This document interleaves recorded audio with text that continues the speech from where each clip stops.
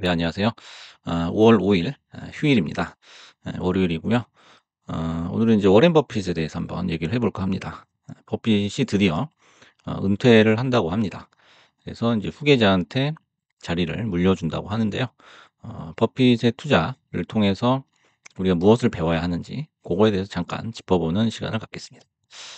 그래서 벅셔 해서웨이 CEO 워런 버핏은 아직까지도 장기적으로 낙관적인 전망을 고수하고 있다라는 거예요. 그래서 뭐 나스닥이든 S&P 500이든 계속 올라갈 것이다. 이런 취지의 얘기를 했다고 합니다. 하지만 그는 사람들이 단기적인 시장 움직임에 계속 주의를 빼앗길 것이고 이런 움직임은 앞으로도 예측 불가능할 것이다 라고 얘기를 했습니다. 그래서 이제 정리를 해보면 그런 거예요. 이제 투자하는 방식은 사람마다 다르죠. 단타를 치시는 분도 있고, 스윙이나 중장기로 가져가시는 분도 있고요. 요거 세 가지를 이제 적절히 믹스를 해서 투자를 하시는 분도 계실 텐데요. 여러분들이 이제 투자를 해보시면 다 아실 거예요. 내가 사면은 꼭 내려갑니다. 그리고 내가 팔면은 귀신같이 오르죠.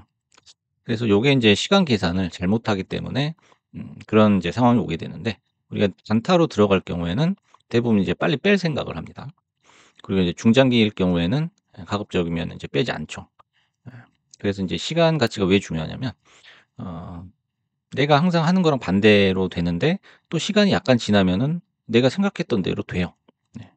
요거를 잘 생각을 하셔야 돼요. 그래서 단타로 들어가시더라도 스윙까지는 보고서 매매를 하셔야 된다는 거죠. 또 인제 스윙으로 들어가셨을 때는 중장기까지도 보고서 매매를 해야 된다. 종목 선정을 해야 된다라는 거죠. 그래서 인제 '내가 사면 내려가고 내가 팔면 오른다.'라는 건데, 하지만 결국 시간이 지나고 나면은 '내 생각이 옳았다.'라는 거를 알게 됩니다. 그래서 결국에는 시간이, 뭐 주식이든 뭐 세상 만사 모든 일이든 시간이 지나면 다 해결이 된다라는 거예요. 그래서 뭔가 좀 여유를 가지고 느긋하게 접근할 필요가 있다는 겁니다. 그래서 이게 쉬워 보이는 말 같지만은 이 사실을 이해하는 데까지는 정말 많은 시간이 걸린다라는 거죠. 그래서 이렇게 또 얘기를 했다고 합니다. "내일, 다음 주, 다음 달 시장이 어떻게 될지는 아무도 모른다. 하지만 그들은 그 문제에 대해 온갖 시간을 허비한다."라는 거죠. 이게 말하기는 쉽지만 가치는 없다라는 겁니다. 그리고 인제 주식 방송 많이 보실 텐데요. 주식 방송에서 인제 하는 얘기를 들어보면 매일 뭐 거의 같은 얘기예요. 거의 같은 얘기고 이제 쪼끔씩 인제 뉴스, 그날의 뉴스가 곁들여지는 이제 고런 얘기인데, 그런 얘기를 하고 인제 그런 분석을 하는 건 쉽다 이거죠. 하지만 쉬운 만큼 별다른 가치는 없다라고 평가를 하고 있습니다. 그래서 인제 결국 주가와 투자 수익은 그 회사의 가치를 따라간다라는 그 가치 투자를 주창하신 분이죠. 그래서 또 이런 중요한 얘기를 했습니다. "우리는 항상 전액 투자를 하지 않으려고 했기 때문에 많은 돈을 벌었다."라고 했습니다. 그래서 버핏은 뭐 특별한 기법이 있는 게 아니죠. 다름 아닌 현금 비중 조절. 이 부분에 있어서만큼은 정말 천부적인 재능을 가지고 있다라고 평가를 할 수 있습니다. 그리고 인제 버핏이 일반 사람하고 일반 투자자들하고 어 차이가 나는 가장 큰 차이는 뭐냐면 이 거품을 판단하는 직관이에요. 그래서 우리 인제 가격을 보고서 '너무 많이 올랐다. 너무 많이 내렸다.' 이렇게 생각을 하지만은 버핏은 그 기업 가치를 분석하는 그 일에 평생을 바친 사람입니다. 그래서 이 기업이 이 정도의 가치가 있느냐, 이 정도 밸류가 있느냐를 정확하게 판단할 수 있는 그런 직관이 있는데, 요게 인제 일종의 계산으로는 좀 불가능한 영역인 것 같아요. 우리가 흔히 쓰는 어떤 지표들이 있죠. 뭐 퍼라든지 요런 지표만으로는 정확하게 산출해 낼 수가 없다라는 거예요. 근데 요거는 인제 엄청난 어마어마한 경험을 통해서 버핏은 알고 있다는 거죠. 그리고 인제 두 번째로는 이제 겸손한 자세를 항상 견지하고 있다는 겁니다. 그래서 욕심을 내지 않아요. 우리가 항상 그 범사에 감사하고 겸손한 자세를 갖고 있는 분들은 특징이 뭐냐면 욕심이 없습니다. 욕심이 거의 없어요. 그러니까 뭔가를 인제 사물을 바라볼 때 투명하게 바라볼 수가 있는 거예요. 그리고 인제 버핏이라고 하더라도 모든 주식을 다 무작정 보유하는 게 아닙니다. 뭐 비중을 줄이거나 아니면 뭐 전량 매도하거나 이런 경우도 있어요. 그래서 인제 한 번도 팔지 않은 종목은 몇 개로 딱 정해져 있습니다.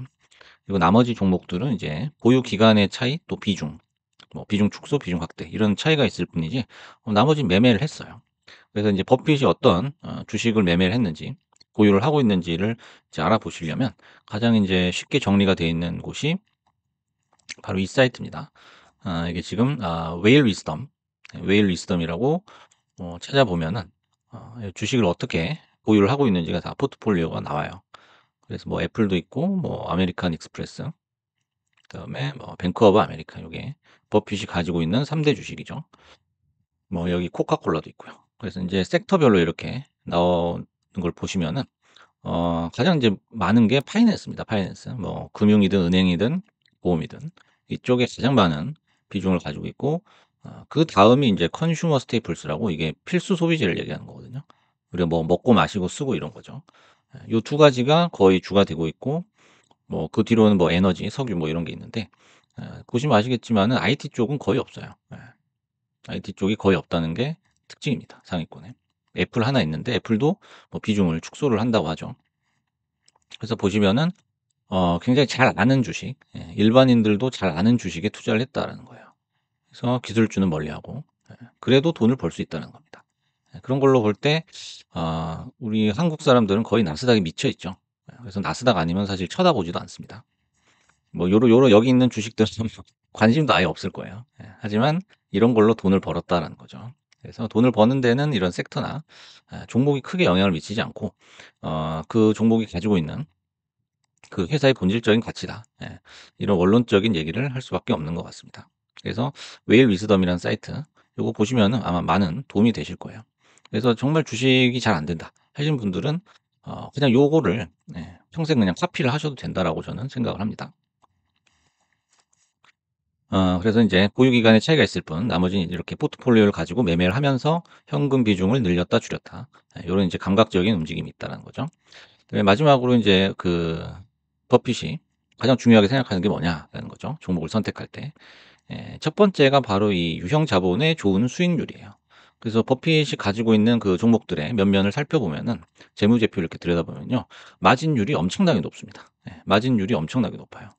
그러니까 우리가 흔히 생각하는 정말 고마진, 그리고 고배당, 요런 종목들이 많아요. 고런 게 안정적으로 거의 확정되다시피 한 주식을 선택을 한다는 거죠.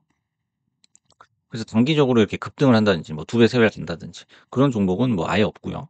장기적으로 서서히 올라 가지고 진짜 가랑비에 옷 젖듯이 10년, 20년 투자해 가지고 어마어마한 수익을 내는, 예, 그런 전략이다라고 볼 수가 있겠습니다.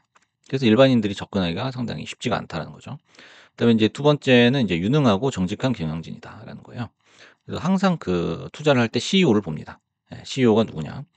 그래서 인제 버핏이 했던 말 중에, CEO가 한 번이라도 뭐 거짓말을 하거나 부정을 저지르면 그 밑에 직원들도 뭐 마찬가지다 이거예요. 그래서 윗물이 맑아야 아랫물도 맑다.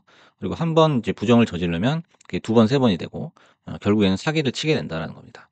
그래서 요 정직이라는 개념에 대해서 상당히 강조를 했어요. 사람이 깨끗해야 된다라는 거죠. 그다음에 세 번째가 인제 합리적인 가격이죠. 너무 높지도 않고 너무 낮지도 않고. 가격이 낮은 데는 이유가 있죠. 높은 데도 이유가 있고요. 그래서 항상 그 적정가에서 주식을 매매하려고 했다라는 겁니다. 그래서 인제 좀 공포스러운 얘기도 했는데, 확실히 앞으로 20년 안에 머리카락이 쭈뼛서는 상황이 올 수도 있다라는 거예요. 그래서 요건 이제 뭐 피터 린치도 비슷한 얘기를 했는데, 한 30% 마이너스가 나는 거를 두려워한다면은 사실 주식 투자를 하지 않는 게 낫다라는 거예요. 그런 분들은 은행 예금 또는 뭐 배당주, 배당주 투자 뭐 요런 게 차라리 낫죠. 그래서 주식 매매를 하실 때 마이너스 30% 되는 걸 항상 머릿속에 상정을 하고 들어가야 됩니다. 고런 상황이 왔을 때 '내가 못 버티겠다.' 하면 애초에 안 사는 게 나아요. 그게 인제 최근의 상황이거든요. 최근에 뭐 한 20-30% 떨어졌는데 반토막이 난 주식도 있고요. 그런 상황에서 최악의 선택은 바로 파는 거죠. 떨어졌을 때 파는 거예요. 그래서 대부분의 사람들이 그런 식으로 인제 망하게 된다라는 거예요. 그래서 쭈뼛서는 상황이 오더라도 다시 또 오른다, 장기적으로. 그렇기 때문에 요런 공포스러운 상황을 기회로 활용할 수 있는 고 마인드를 좀 탑재를 해야 된다라는 거를 늘 반복해서 얘기를 하고 있습니다. 세상은 큰 실수를 저지르며 예상치 못한 일들이 극적인 방식으로 일어난다. 이것도 최근의 일을 얘기하는 겁니다. 그리고 시스템이 정교해질수록 예상치 못한 일들이 더 많이 일어난다. 이것이 주식시장의 일부다. 그래서 이제 적절한 기질을 가진 사람이라면 노력을 집중하기 매우 좋은 곳이다라는 거예요. 그게 이제 본인을 얘기하는 겁니다, 적절한 기질이라는 거는. 그래서 여유를 가지고 장기적인 안목을 갖고 결국 그 본질적인 가치에 투자할 수 있는 그런 사람이에요. 예. 그러니까 쉽게 동요하고 감정적이고 이런 사람은 '부적절한 기질이다.'라는 거죠. 그래서 그 주식으로 이제 수익을 내시는 분들, 이건 뭐 단타든 장투든 마찬가지입니다.